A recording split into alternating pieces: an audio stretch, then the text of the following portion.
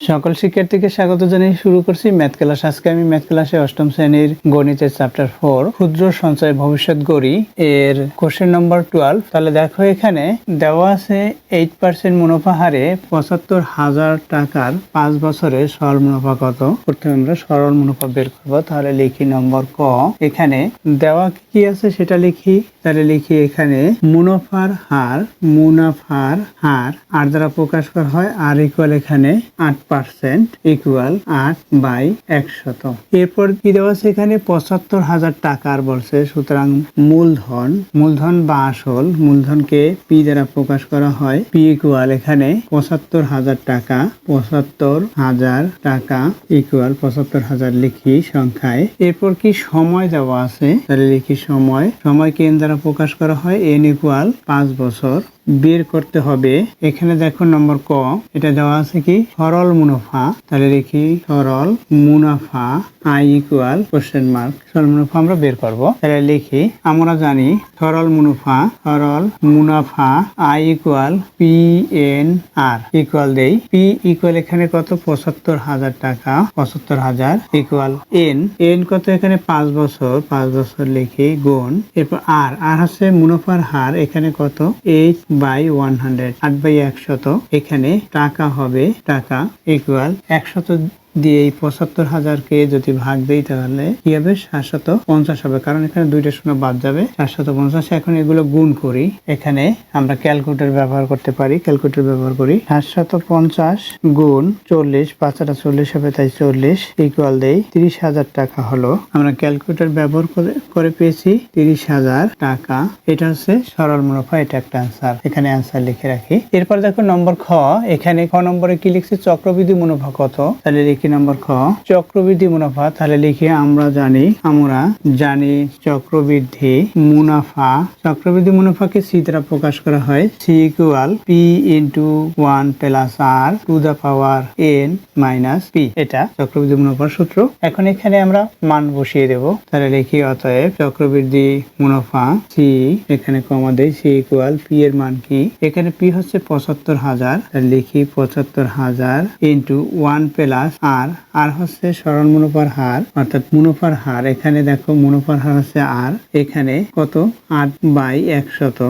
8/100 bracket শেষ করি।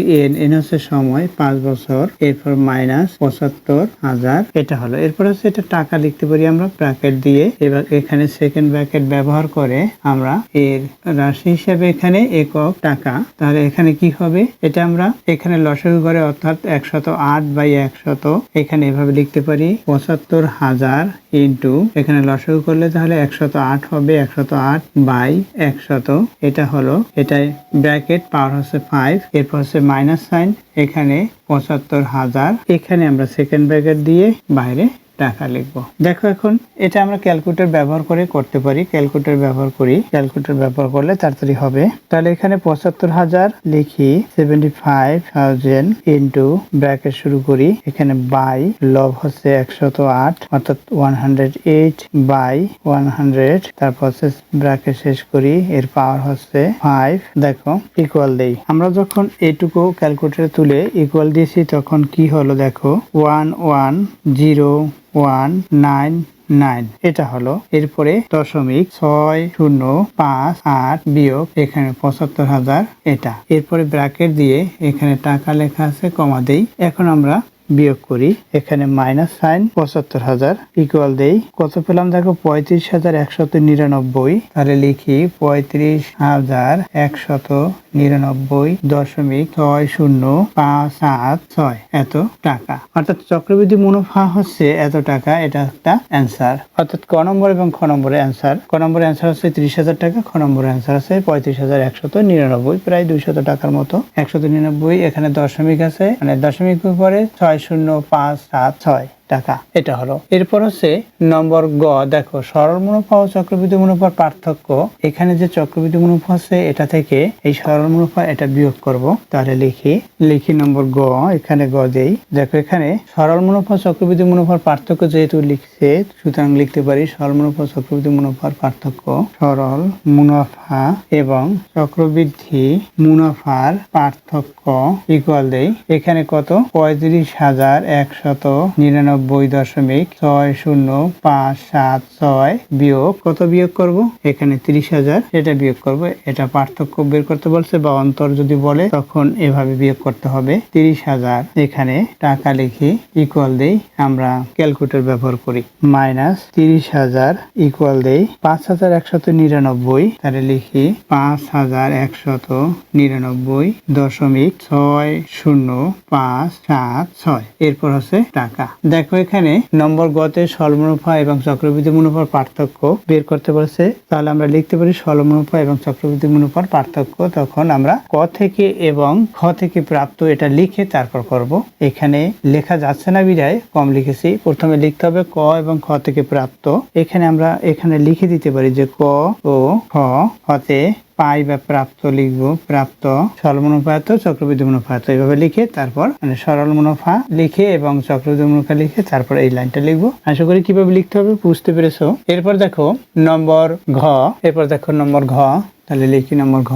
এখানে 4 মাস অন্তর মুনাফা ভিত্তিক চক্রবৃদ্ধি মুনাফা কত? 4 মাস অন্তর বলছে, অর্থাৎ 4 মাসে একবার চক্রবৃদ্ধি মুনাফা পান। তাহলে 12 মাসে কতবার পান সেটা আমরা বের করব প্রথমে। তাহলে দেখো লিখি, এখানে প্রথমে লিখি মূলধন কত সেটা লিখি। এখানে মূলধন বা আসল, মূলধনকে পি দ্বারা প্রকাশ করা, পি ইকুয়াল এখানে 75,000 সংখ্যায় লিখে দেই টাকা। 75,000 টাকা আছে মূলধন। এরপর দেখো সময় কত সেটা লিখি। সময় কেন দ্বারা প্রকাশ করা হয় 5 বছর। এরপর আমরা মূলধন লিখেছি, সময় লিখেছি। এরপর দেখো চক্রবৃদ্ধি মুনাফা সূত্র অনুসারে, অর্থাৎ চক্রবৃদ্ধি মুনাফার হার কত সেটা আমরা বের করব। তাহলে দেখো তার পূর্বে এখানে দেওয়া আছে কি 4 মাস অন্তর মুনাফা ভিত্তিক চক্রবৃদ্ধি মুনাফা কত। তাহলে 4 মাস, তাহলে লিখি 4 মাস সমান কত বছর হবে? 4/12 বছর, অর্থাৎ 4 কে 12 দ্বারা ভাগ করলে বছরে রূপান্তরিত হলো, অর্থাৎ 1/3 বছর। এটা পেলাম প্রথমে 1/3 বছর। তাহলে দেখো যখন 1/3 বছর হয়েছে তাহলে এখানে চক্রবৃদ্ধি মুনাফার হার বের করব। অতএব চক্রবৃদ্ধি মুনাফার হার, অতএব চক্রবৃদ্ধি মুনাফার হার, মুনাফার হার আর দ্বারা প্রকাশ করা হয়। এখানে কত পেয়েছি? 1/3 ইন্টু এখানে তার 8% ইকুয়াল 1/3 গুণ 8%, অর্থাৎ 8/100 ইকুয়াল 8/300। এটা হচ্ছে চক্রবৃদ্ধি মুনাফার হার। এরপর দেখো 4 মাস অন্তর মুনাফা ভিত্তিক চক্রবৃদ্ধি মুনাফা কত, অর্থাৎ 4 মাসে একবার মুনাফা পান, চক্রবৃদ্ধি মুনাফা পান 12 মাসে। তাহলে কতবার? 3 4 12, তাহলে 3 বার পাবে, অর্থাৎ 12 মাসকে যদি 4 দিয়ে ভাগ করি আমরা জানি। তাহলে দেখো লিখি 4 মাসে মুনাফা পান একবার, 4 মাসে মুনাফা পান একবার, অর্থাৎ 1 মাসে, অর্থাৎ 12 মাসে। একবারে 12 মাসে লিখে দেই। 4 মাসে মুনাফা পান একবার, এখানে 1 হবে পাটিগণিতের সংখ্যা। অতএব 1 বছর বা 12 মাসে মুনাফা পান 12/4 বা 3 বার। তাহলে 12 মাসে মুনাফা পেল 3 বার, বা 1 বছরে মুনাফা হচ্ছে 3 বার। অতএব কত বছর? 5 বছর। 5 বছরে মুনাফা পান কত? এখানে 3 গুণ 5 বা 15 বার। অতএব এখানে n ইকুয়াল হলো এখানে 15, বার সংখ্যা n ইকুয়াল হলো 15। এখানে যেহেতু সময় কত হলো, এখানে সময় হচ্ছে 5 বছর। তাহলে সময় এখানে আমরা 5 বছর, n এর মান 5 বছর লিখবো না, আমরা n এর মান লিখবো 15 বার। এর কারণ হচ্ছে আমরা জানি, দেখো তাহলে সূত্রটি দেখিয়ে বুঝিয়ে দিচ্ছি। লিখে আমরা জানি চক্রবৃদ্ধি মুনাফা কে সি দ্বারা প্রকাশ করা হয়। সি ইকুয়াল পি, আমরা সেকেন্ড ব্র্যাকেট ব্যবহার করি। Second second bracket 1 plus R to the power n এখানে -1, অর্থাৎ এখানে p into 1 plus R to the power n minus p হয়, অর্থাৎ এই p দিয়ে গুণ করলে সেটা হচ্ছে সূত্র, সেখান থেকে p কমন নেওয়া হলো। দেখো এখানে এই যে n হচ্ছে এখানে চক্রবৃদ্ধি মুনাফার ক্ষেত্রে এখানে যেহেতু মান যা দেওয়া সেই হিসাবে n এর মান হচ্ছে সংখ্যা, n এর মান এখানে সংখ্যায় পরিণত হলো, অর্থাৎ কতবার এখানে 15 বার মুনাফা পেয়েছে সে 5 বছরে। এই যে এখানে n ইকুয়াল 5 বছর, সুতরাং এখানে এই যে n, এই nটা হবে n সাপ 1। যখন আমরা এখানে n সাপ 1 লিখবো তখন আমরা এখানে সূত্রে n সাপ 1 লিখবো। এখানে যদি n ইকুয়াল লিখি 5 বছর এইটা লেখা হয় তাহলে এখানে n সাপ 1 লিখতে হবে, তখন এই সূত্রে n সাপ 1 লিখতে হবে। তাহলে n সাপ 1 এই আকারে লিখে দেই, ইকুয়াল দেই। এখন আমরা এখানে মান বসিয়ে ক্যালকুলেটর ব্যবহার করব। 75,000 p এর মান হচ্ছে মূলধন, এখানে 75,000 লিখি, এই 75,000 লিখেছি। এরপর হচ্ছে সেকেন্ড ব্র্যাকেট ব্যবহার করি, এখানে আবার ফার্স্ট ব্র্যাকেট 1 প্লাস আর এর মান কত, আমরা আর ইকুয়াল পেয়েছি এই দেখো 8/300, অর্থাৎ 8/300, এটা পাইছি আর এর মান। n সাপ 1 এর মান কি 15, এখানে 15, এরপর হচ্ছে বিয়োগ, এখানে 1, সেকেন্ড ব্র্যাকেট শেষ করি। এখন যেহেতু এটা মুনাফা অর্থাৎ চক্রবৃদ্ধি মুনাফা, সুতরাং এটা টাকায় রূপান্তরিত হলো, এখানে আমরা টাকা লিখতে পারি, ইকুয়াল দেই। এখন এখানে আমরা ক্যালকুলেটর ব্যবহার করেও করতে পারি অথবা একটু হাতে করি। প্রথমে 75,000, এরপর হচ্ছে আমরা এখানে সেকেন্ড ব্র্যাকেট ব্যবহার করব।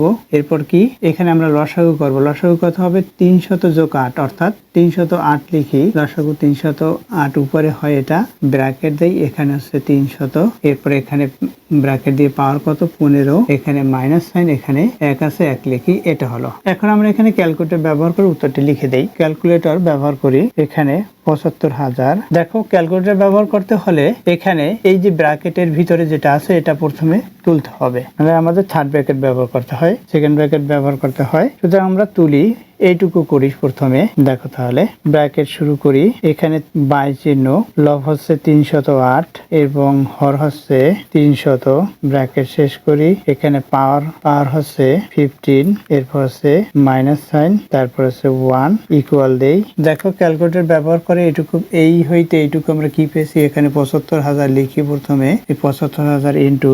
0.408027274246, এটা হলো, অর্থাৎ 4246, এটা হলো এত, এখানে টাকা, এখানে টাকা।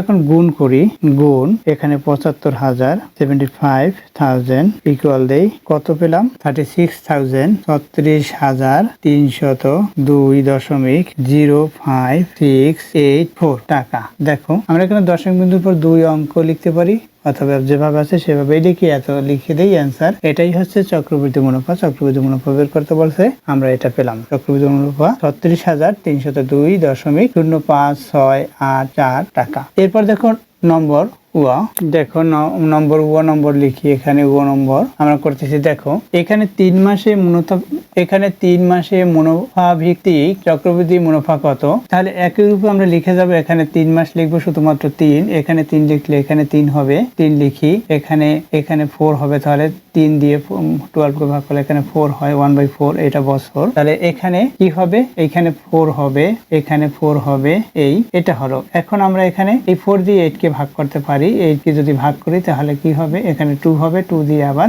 এই 2/100 লিখে রাখি এখানে, অর্থাৎ 2/100 হলো, বা আমরা আবার 2 কেও ভাগ করতে পারি 100 দিয়ে, এটা লিখে রাখি, এটা পেলাম আমরা আর এর মান 2/100। এরপর দেখো এখানে যেহেতু 3 মাস, এখানে 3 মাস হিসাব করতে হবে। 3 মাসে মুনাফা পান একবার, অর্থাৎ 1 বছর বা 12 মাসে মুনাফা পান, এখানে 4 এর পরিবর্তে এখানে 3 হবে, এখানে উত্তর হবে 4, এটা হলো। এরপর কি 12 মাস বা 1 বছরে হলো 4 বার পেল, 5 বছরে কত বার হবে, 4 গুণ 5, অর্থাৎ এখানে 20 হলো, অর্থাৎ n সাপ 1 ইকুয়াল আমরা লিখতে পারি এখানে 20 বার n সাপ 1 ইকুয়াল 20, এটা লিখলাম। দেখো একই সূত্র, সুতরাং এখানে n সাপ 1 লিখে রাখলাম। এই একই ভাবে আমাদের করতে হবে, ইকুয়াল দেই। এখানে p এর মান কত 75,000, এই 75,000 টাকা।